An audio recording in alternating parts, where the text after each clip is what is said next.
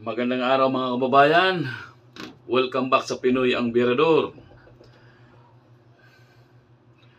Viral ngayon sa social media mga kababayan itong napakalaking kontrobersya. Itong isiniwalat ng anak ni Congressman Bebot Alvarez na kung saan isinisiwalat ng anak na panganay ni Kong Bebot Alvarez ang malaking iskandalo na nangyayari ngayon sa buhay nila. Itong pagkakaroon ng 20 hectares na lupain at mayroong magarbong mansyon sa tuktok ng bundok na ginawa at mayroon pa itong konkretong daanan na liko-liko ayon dito sa kanyang anak. Narito ang video mga kababayan, isi-share ko sa inyo. Pero bago yan, kung bago lang kayo dito sa ating channel, please like, share, and subscribe. At pakipindot na rin po ng notification bell para updated kayo sa mga balita at mga kaganapan dito sa ating channel. Tara, panuorin na natin ito sa sabay-sabay. Ako po si Alfonso Alvarez, pinakapanganay na anak na lalaki ni Congressman Bebot Alvarez at ang naging District Chief of Staff niya mula 2019 hanggang early 2024. Actually, yung road to my mansion, medyo isang bagay na nakakahiyang aminin, di ba, na totoo, pero andyan na nga, no? Pinagawa niya ng mansion si Jen Maliwanag, yung girlfriend niya, dito sa Botanical, no? Ang nagpagawa nun, si Kong.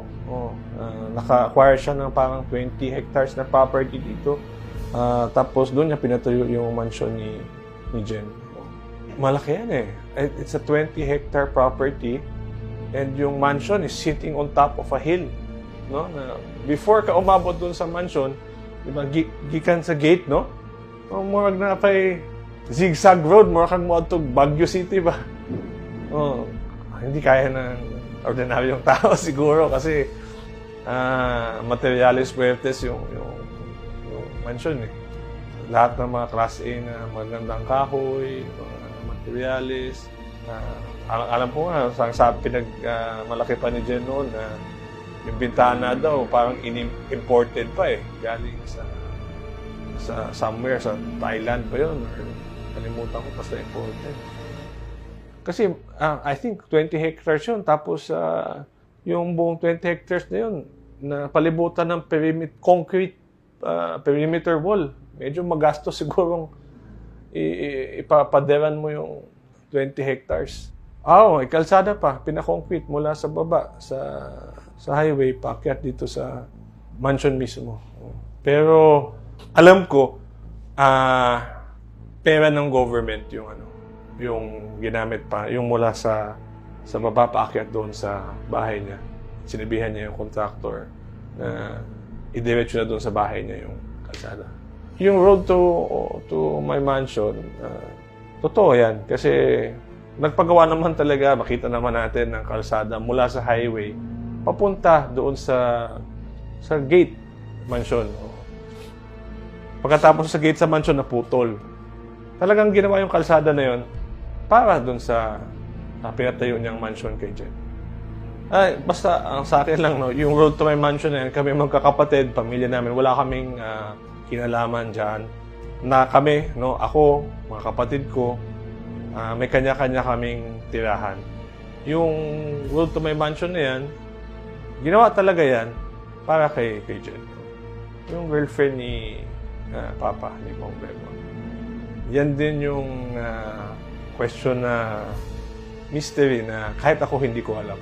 Sa pagkakaalam ko, no, wala naman siyang malaking negosyo na kaya siguro magpatayo ng ganyang kalaking propiedad or mansion. Pero yung property dyan, no, total nasabit na nga lang din naman pati yung mga pangalan namin. Wala po kaming kinalaman dyan, hindi po kami nakatira dyan, at never po kaming tumira dyan. Meron po kaming mga sarili-sariling bahay na inuuwian.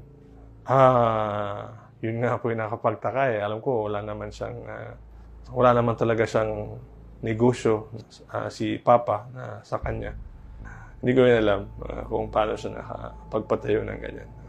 Hindi ko alam, honestly, kung paano nakapagpatayo si Kong ng ganyang klaseng mansyon.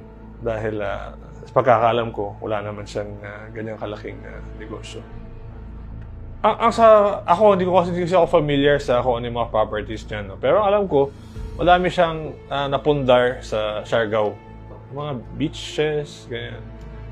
Iba pa nga siguro, may isla pa nga siguro. Siyang nabili doon, no? Basta, I mean, kahit sa Siargao naman, alam ng mga tao na madami siyang na-acquire na property doon. Alam ko, sa Samal meron din pati sa Davao City. Yung sa may parang bundok, yung parang, sa Shrine, sa Shrine Hills. May na-acquire, lalo ng mga na-acquire niyan during speaker. Abot ang bilyon, no? Most likely. Pero, yun lang, di ba, nakapangalan sa mga dami, mga corporation, dami corporation. Pagkakaalam ko. Pero ang alam ko, yung ibang property niya, parang pinapapangalan ata niya kay Jen.